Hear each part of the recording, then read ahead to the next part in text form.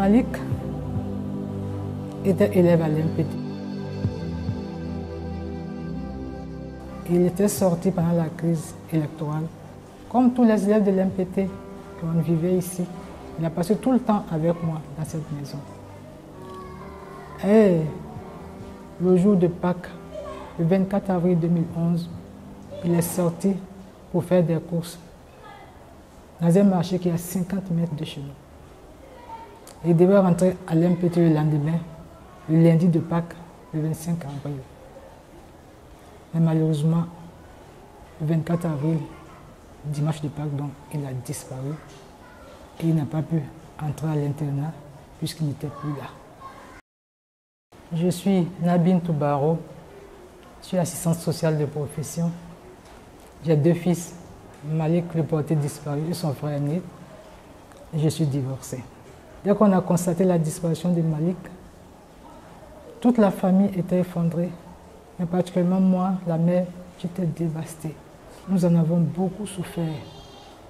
Nous avons essayé de mener des recherches sur le champ. On a contacté les forces républicaines de Côte d'Ivoire. On allait voir tous les camps de détention. On a fouillé dans les morgues, dans les hôpitaux. On allait partout. Et dès qu'on apprenait donc qu'il y avait un mort quelque part, on fonçait pour voir s'il ne s'agissait pas de Malik. Donc c'était vraiment dur pour les parents que nous étions, et particulièrement la mère que je suis, parce que c'était avec Malik que je vivais. Donc sa disparition a laissé un grand vide.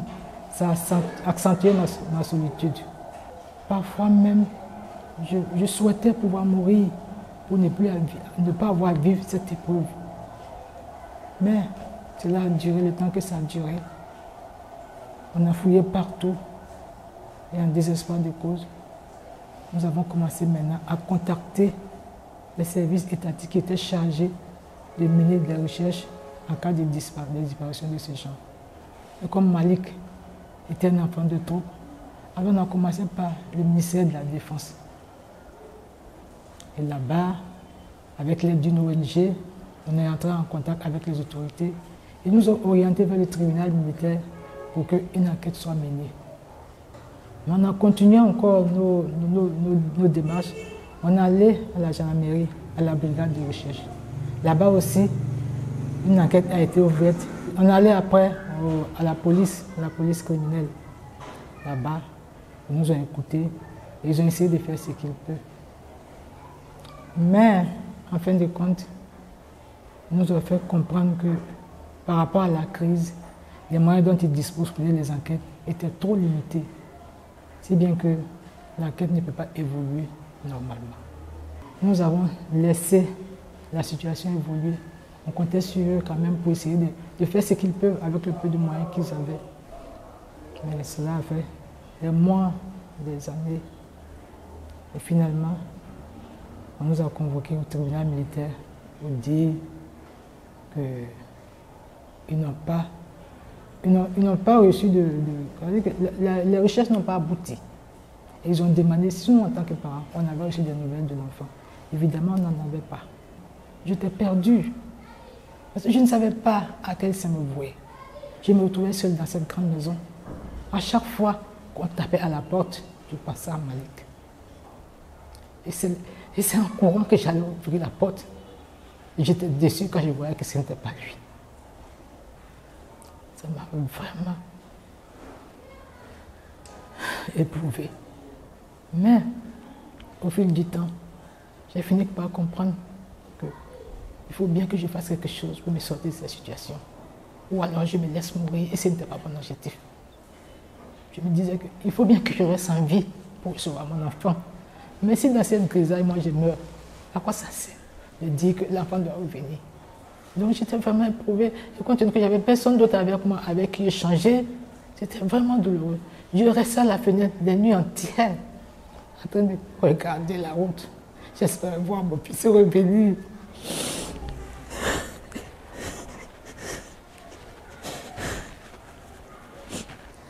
Mais rien n'est fait.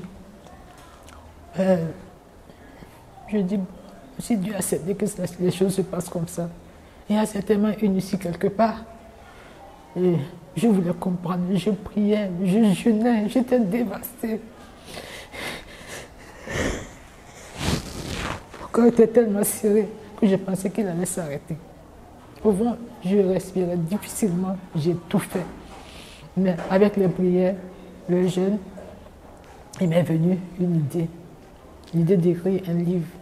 Mon objectif en écrivant ce livre, c'est d'informer l'opinion publique du problème que je vivais, la situation de mon enfant, et solliciter le secours des uns et des autres, le secours de mes compatriotes d'abord, et puis ensuite, à une échelle plus grande, le secours de mes contemporains pour trouver une solution au problème de l'enfant.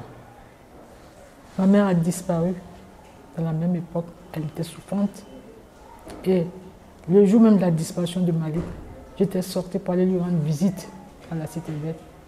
Ma mère était malade et paralysée. Je suis restée plus de 6 mois auprès d'elle. Et à sa sortie de l'hôpital, elle est restée paralysée. Et il fallait la faire sortir tous les dimanches en fauteuil roulant pour qu'elle puisse prendre un peu de soleil, voir le monde. Et c'est ce que je faisais tout le temps. Mais avec la crise, il était impossible de sortir. J'ai fait presque 3 semaines sans pouvoir faire sortir ma mère, sans la voir. Donc le jour de Pâques, il y avait une accalmie. Et Malik était là avec moi. On avait reçu aussi un couple ami qui est venu d'un autre quartier du Yopougon parce qu'ils étaient vraiment harcelés par des gens en arbre.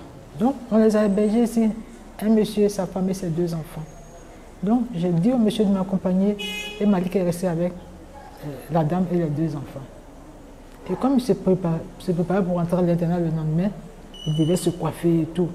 Donc la dame, elle m'a dit à mon retour que l'enfant est sorti pour se coiffer et qu'il reviendra. Effectivement, quand j'allais voir ma mère, Malik voulait venir. J'ai dit non, reste ici. Donc c'était dans le souci de protéger mon enfant que je lui ai dit reste ici et j'allais voir ma mère.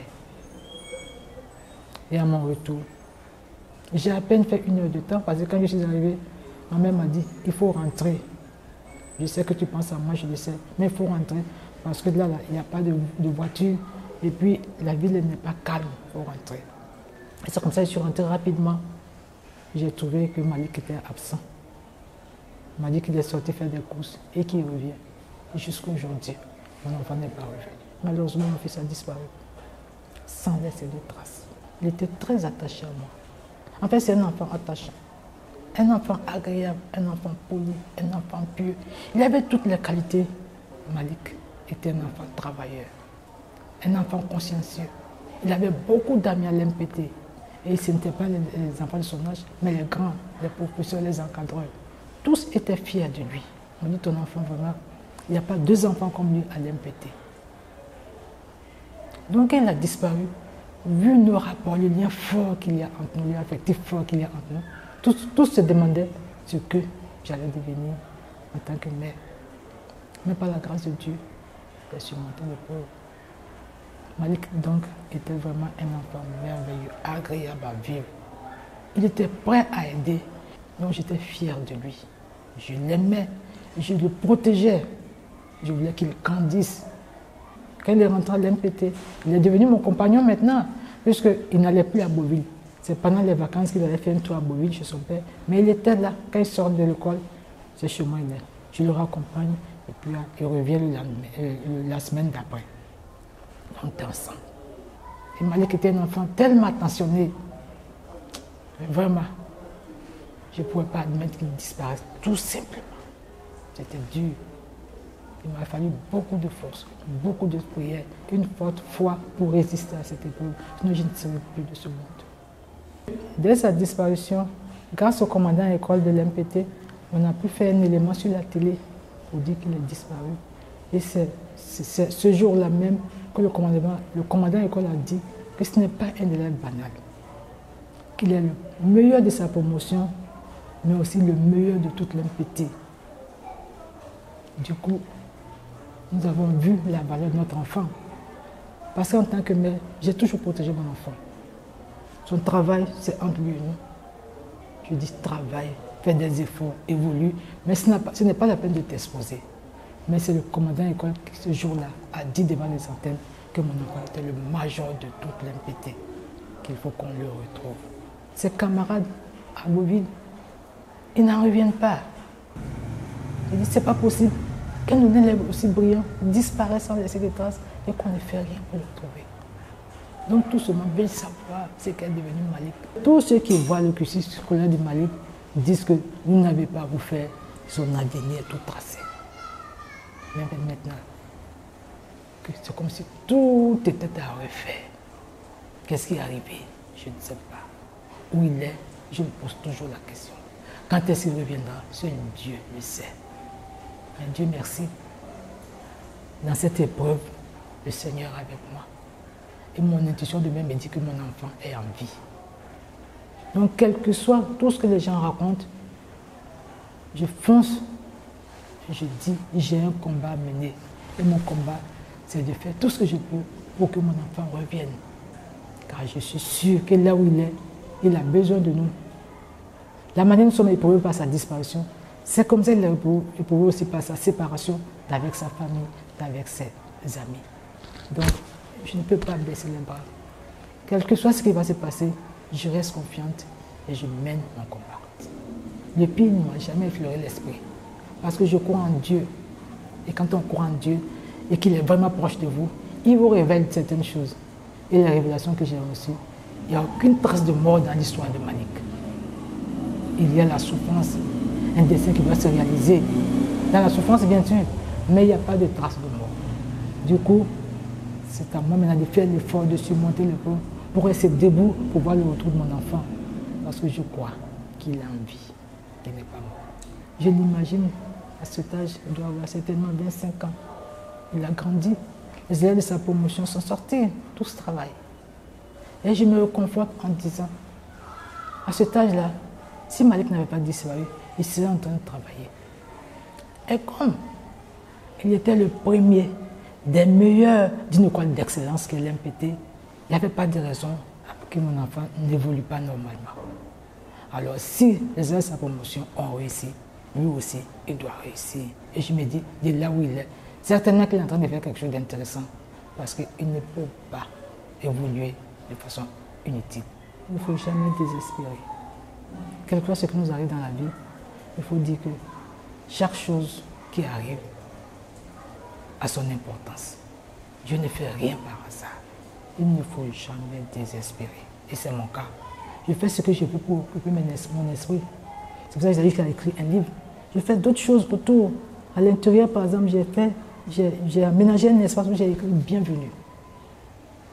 Pour dire que malgré le peur, je suis confiante qu'un jour, mon enfant reviendra. Si j'avais un Malik en face de moi, je lui dirais tout simplement que le peur que nous vivons est partagé. Je ne suis pas la seule à souffrir. Tous les membres de la famille souffrent, y compris Malik, parce qu'il a été séparé de sa famille, de ses amis, pendant 11 ans. C'est 11 années douloureuses de notre vie qu'on a passées. Je voudrais que ça s'arrête vite.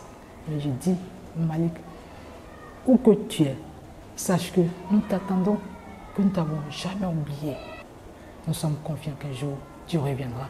Et nous t'attendons. Nous prions que Dieu nous aide à avoir la force de surmonter l'épreuve. Je voudrais rester debout pour accueillir mon fils, pour qu'il sache que je n'ai jamais désespéré de la miséricorde divine.